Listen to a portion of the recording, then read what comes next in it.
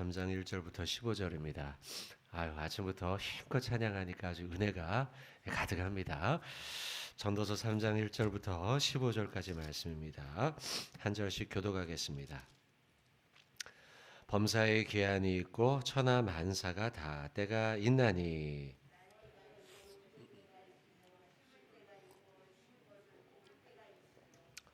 죽일 때가 있고 치료할 때가 있으며 헐 때가 있고 세울 때가 있으며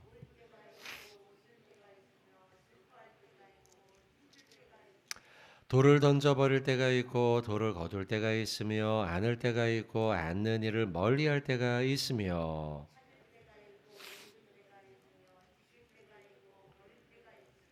찢을 때가 있고 꿰맬 때가 있으며 잠잠할 때가 있고 말할 때가 있으며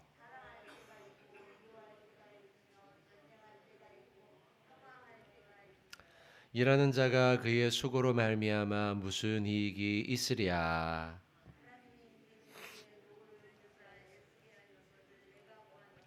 하나님이 모든 것을 지으시되 때를 따라 아름답게 하셨고 또 사람들에게는 영원을 사모하는 마음을 주셨느니라. 그러나 하나님이 하시는 일의 시중을 사람으로 측량할 수 없게 하셨도다.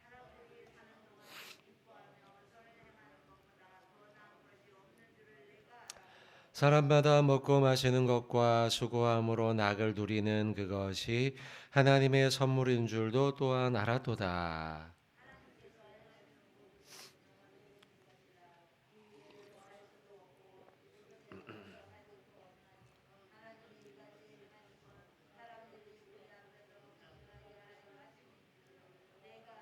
같이 합독합니다. 이제 있는 것이 옛적에 있었고 장래에 있을 것도 옛적에 있었나니 하나님은 이미 지난 것을 다시 찾으시느니라. 아멘. 전도서 3장 1절부터 15절까지 우리 말씀 보고 있습니다. 워낙 주옥 같은 말씀이 너무 많이 나옵니다. 그래서 뭐 한 절 한 절씩 그냥 설교를 해도 이게 설교 한 편에 다 만들어질 정도인데요. 그 가운데 그래도 꼭 같이 오늘 아침에 나누고 싶은 말씀 두 가지 정도만 보도록 하겠습니다. 먼저 1절입니다. 범사에 기한이 있고 천하 만사가 다 때가 있다라고 기록하고 있습니다. 범사에는 다 기한이 있고 그리고 천하 만사가 때가 있다. 정해진 때가 기한이 있다라는 말씀이 1절의 말씀의 이제 내용입니다. 그 가운데 천하 만사가 다 때가 있다라고 했어요. 천하 만사가 다 때가 있다라는 것은 천하 만사 모든 세상의 모든 일들은 그것이 이루어지는 때, 시간, 그때가 있다라는 거예요. 지금 이제 개역 개정으로 우리가 천하 만사라고 번역을 해놨지만 이전 성경이었던 개역 한글이죠. 개역 한글 성결에서는 이 성경을 이렇게 번역을 해놨습니다. 모든 목적 이렇게 이제 해놨습니다. 천하만사가 때라고 번역해놨지만 바로 이전 성경에서는 모든 목적이 이룰 때가 있나니라고 번역을 해놨어요. 의미는 똑같습니다만 사용한 단어가 조금 다르죠. 원어상으로는 개역 한글도 그다지 나쁘지 않은 번역입니다. 적절한 번역이에요. 원어상으로는. 왜냐하면 목적이라고 하는 헤레츠라고 하는 동사가 명사가 원어상으로 쓰였기 때문입니다. 헤레츠. 그 헤레츠를 개역 한글에서는 목적이라고 번역을 해놨어요. 목적이 이제 일반적으로 헤레츠라는 명사를 많은 이 한글 성경에서는 목적이라고 번역을 해놨거든요. 그래서 오늘 본문의 1절에서 개역 한글 옛날 성경에서도 똑같이 목적이라고 번역을 해놨죠. 모든 목적은 이루어질 때가 있습니다. 그렇잖아요, 여러분. 어떤 목적에 놓은 것, 그것은 결국은 이루어지죠. 그러니까 목적이죠. 그리고 우리는 또 살아가면서 목적을 이루기 위해서 살아가야 되죠. 내가 1년 동안 세워놨던, 1년 초에 세워놨던 그 목표가 있잖아요. 그 목적을 우리는 이루기 위해 살아가는 것 아니겠습니까? 여러분들 어떻습니까? 여러분은 연초에 세워놨던 그 목적, 잘 이루고 계십니까? 어, 나름대로 우리는 뭐 연초가 되면 계획들을 세우잖아요. 아, 올해는 에, 뭐 음식을 많이 먹지 않고 다이어트에 성공하리라. 뭐 이런 목적도 세우고요. 또 아니면 신앙적 목적도 세우죠. 아, 올해에는 새벽 기도를 일주일에 한 번씩은 꼭 나와야지. 두 번씩은 나와야지. 매일 나와야지. 뭐 이런 목적도 세우고요. 올해에는 성경을 꼭 읽어야지. 일독을 해야지라고 하는 이런 목적들을 세우죠. 자, 그 목적들이 안녕하냐 이거죠, 여러분. 자, 그런데 이 목적이라는 말을, 이 말씀을 헤레츠라고 말씀을 드렸는데요. 이 헤레츠의 원래 뜻은 뭐냐면 기쁨이에요. 기쁨. 기쁨. 기쁨, 즐거움이 원래 우리나라 말로 번역해 놓은 목적의 원래 뜻이에요. 헤레츠라는 말은 기쁨이에요. 근데 왜 기쁨이 목적일까요? 여기에 제가 은혜를 좀 받았어요. 어제 이 말씀을 좀 준비하면서 왜 목적이 기쁨을 목적으로 번역해 놨을까라는 생각을 제가 했는데 가만히 생각해 보니 하나님의 기쁨이 우리의 삶의 목적이 되어야 된다라는 의미로 저는 해석을 했어요. 맞아요, 여러분. 여러분의 목적과 목표, 인생의 목표는 무엇인가? 우리 인간들의 목적과 삶의 목적과 목표가 무엇인가라고 할 때 결국요. 우리의 진정한 목적과 목표는 하나님의 기쁨이 되는 거예요. 맞습니까, 여러분? 아멘. 우리 인생의 목적, 참된 목적은 뭐, 위대한 어떤 위대한 어떤 위인이 되는 것도 아니고요. 아니면 높은 자리에 올라가는 것도 아니고요. 아니면 경제적인 어떤 목표, 부를 이루는 것도 아니에요. 그건 단지 단기적인 목표이며 눈에 보이는 일이죠. 근원적이고 본질적 우리의 인생의 목표는 뭡니까? 그 모든 것들을 통해서 하나님의 기쁨이 되는 것. 돈 벌어 뭐 합니까, 여러분? 네? 돈 많이 벌어서 뭐 할 거예요? 그걸로 하나님의 기쁨이 되는 일을 해야죠. 여러분 높은 자리에 올라가서 뭐 할 겁니까, 여러분? 우리 성도들은 그걸 통해서 하나님이 기쁨이 되는 일을 이루어내야죠. 여러분 그게 목표예요. 자, 여러분 그래서 오늘 1절 봤죠? 천하만사가 다 때가 있다라는 것은 모든 목적이 이루어질 때가 있다는 거예요. 그러고 보면 우리 인생의 목적, 하나님의 기쁨이 되는 것은 때가 있어요. 하나님이 예비해 놓은 때가 있다는 거예요. 내 생각대로, 내 뜻대로 다 되지가 않아요. 결국 우리의 인생의 그 때는 하나님의 손, 하나님의 뜻에 달려 있다는 걸 우리는 잊지 말아야 돼요, 여러분.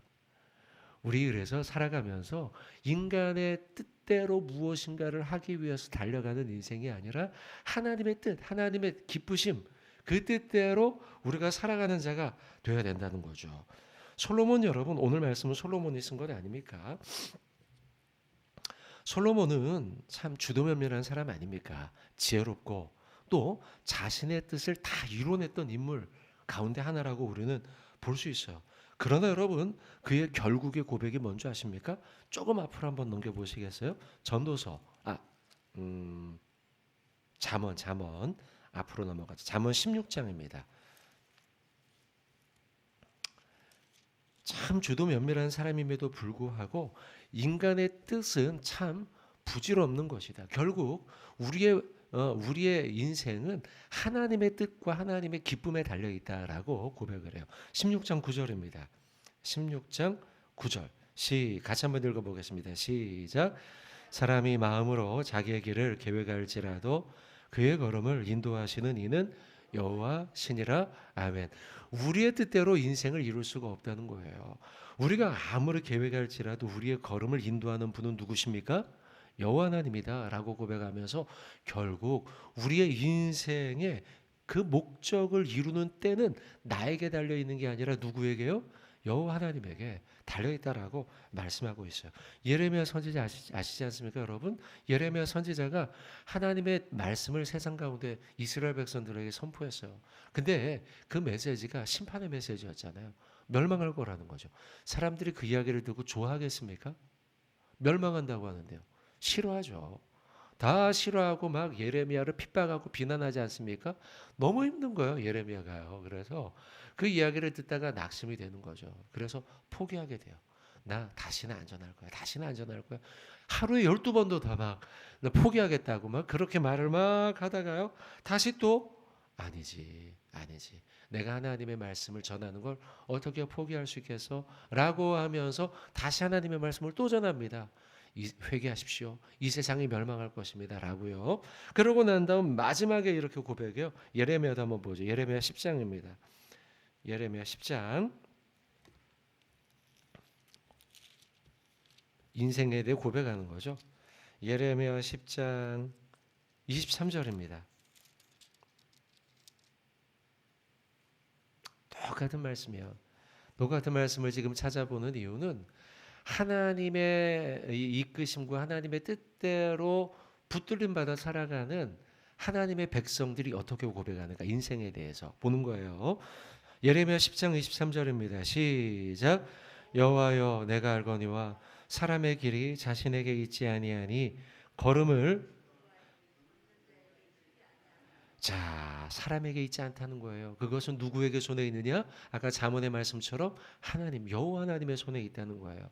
하나님의 손에 붙들려 살아가는 자들의 공통된 고백이에요, 여러분.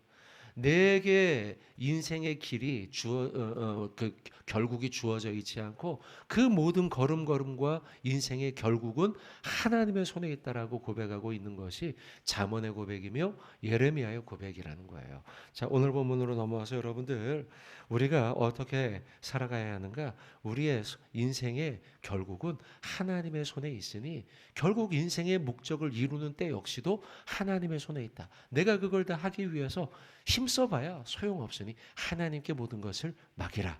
아시죠 여러분들? 오늘 하나님께 여러분 모든 인생을 맡기며 살아가길 주님의 이름으로 부탁드립니다.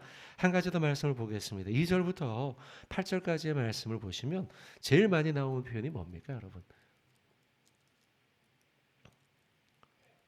그렇죠. 때가 있고 때가 있으며 때가 있고 때가 있으며 때가 있고 때가 있으며 라는 말씀이에요. 그래서 날 때가 있고 죽을 때가 있다. 죽일 때가 있고 치료할 때가 있다. 울 때가 있고 웃을 때가 있다. 아주 반대되는 말씀을 쭉 써놨죠. 그런 때가 있다는 거예요. 그런 때가 있어요. 그래서 우리가 살면서 때를 분별할 줄 알아야 된다는 거예요. 여러분 지금은 어떤 때일까요?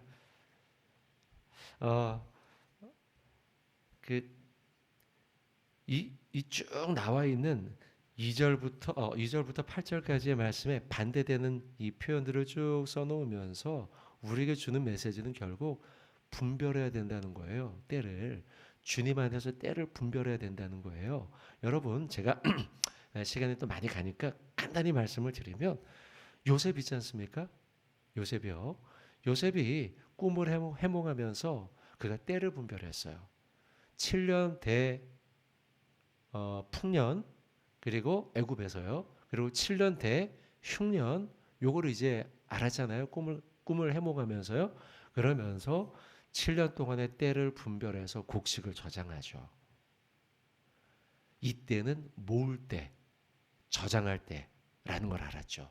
또 흉년 때는 이걸 잘 절약해서 나누어 주고 쓸 때라는 것을 알았다는 거죠. 요셉이요 각각의 때를 무엇을 해야 할지 정확하게 분별했어요. 한 사람 더 얘기해요. 다윗이 골리앗하고 싸움을 해서 이기지 않습니까? 사람들이 그에게 천천히요 만만히요 이야기하면서 하루아침에 대스타가 됐어요. 대스타가 되어서 그가 왕위까지 막 위협할 정도로 사람들이 그를 왕보다 더 낫다고 이야기했으니까요. 그런데요 그는 때를 분별하죠. 아직 나의 때가 아니다. 결국 여러분 사울 왕에 쫓겨서 10년 넘게 막 그가 도망 다니지 않습니까? 그죠? 도망 다니면서 사실은 과거에 천천히요 만만히요라고 했던 사람들의 이야기를 들어 거기에 취해 있었다면 그가 때를 분별하지 못했다면 사울 왕을 죽였을 거예요. 죽일 기회가 많이 있었지 않습니까? 그 동굴 속에서도 옷자락만 뱉던 사건 아시죠? 죽일 기회가 많이 있었어요. 왕으로 내가 나가야지라고 분별하지 못할 수 있었단 말이죠. 그러나 그는요 기름 부은 하나님이 기름 부음 받은 자를 내가 거역해 할 수 없다라고 고백하면서 뭘 분별했어요? 때를 분별했어요. 기다린 거예요. 하나님의 때를 기다린 거예요. 예수님 한 번 더 보죠. 예수님은 때가 참으로 이 땅에 오셨죠. 그죠? 갈라디아 말씀처럼요. 때가 차서 이 땅에 오신 거예요. 그죠? 그리고 난 다음 30여 년 동안 이 땅에서 사시는 동안에 30년 공생애가 시작되기 전 30년 동안에는 예수님은 그때에는 아무 사역도 하지 않으셨죠. 때를 기다리시죠. 그리고 공생애 3년이 시작되지 않습니까, 여러분? 3년이 시작되어서 그때는 말씀을 전했어요. 병든 자를 치료했어요. 상처받은 자를 위로하셨어요. 그 때를 아신 거죠. 그리고 마지막 십자가에서는 아무 말도 하지 않으시죠. 그리고 죽으시죠. 위로하시죠. 영혼을 구원하시죠. 예수님 역시도 전해야 할 때를 분별하셨고 십자가에서 죽으심으로 구원을 이루어야 할 때를 분별하셨다는 것이죠. 여러분, 우리에게도 오늘 2절부터 8절까지의 말씀에 나오는 것처럼 때를 분별하는 성도의 지혜가 필요해요. 성도의 지혜가. 여러분, 오늘은 무엇을 하는 때이어야 할까요? 네, 한번 보죠. 자, 이 말씀만 찾고 말씀 마치겠습니다. 고린도후서 6장입니다. 고린도후서 6장. 여러분 새벽에 말씀 많이 찾으니까 좋지 않습니까? 저는 말씀 많이 이 새벽에는 이제 직접 막 찾으면서 읽어보니까 참 좋은 것 같아요. 평소에 우리가 또 성경을 잘 가지고 근데 제가 워낙 새벽에 말씀을 찾으니까 여러분들이 일부러 이제는 보면 다 가지고 오세요, 성경을. 너무 좋아요. 같이 막 찾으면서 읽으니까요. 자, 고린도후서 6장 2절 같이 한번 우리 봉독하도록 하겠습니다. 시작. 이르시되 내가 은혜 베풀 때에 너에게 듣고 구원의 날에 너를 도왔다 하셨으니 보라 지금은 은혜 받을 만한 때요 보라 지금은 구원의 날이로다. 아멘. 같이 한번 따라해 보실까요? 보라 지금은 은혜 받을 만한 때요 보라 지금은 구원의 날이로다. 할렐루야. 여러분 오늘은 어떤 날입니까? 은혜 받을 만한 때라는 것입니다.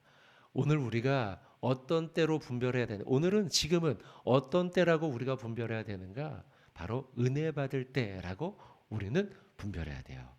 여러분 오늘 수만 가지 일들이 여러분들에게 찾아올지 모릅니다. 많은 감정이 여러분에게 찾아올 수 있어요. 그리고 복잡한 일들이 여러분에게 찾아올 수 있어요. 그때요, 여러분 요 고린도후서 6장 이 말씀을 꼭 기억하십시오. 뭐 분노가 찾아올 수도 있고요. 슬픔이 찾아올 수도 있고요. 근심이 찾아올 수도 있어요. 그때요. 근심할 때가 아니고 분노할 때가 아니에요. 뭐 할 때입니까? 은혜 받을 만한 때요. 하나님이 여러분을 구원하셨음. 자녀 삼으셨음. 그것을 기억하며 그래. 내가 이런 감정에 소비하지 않고 오늘은 은혜 받는 것에만 집중해야지 라고 하며 그때를 분별하는 저와 여러분 되길 복된 하루 되시길 주님의 이름으로 축원을 드립니다. 기도합시다.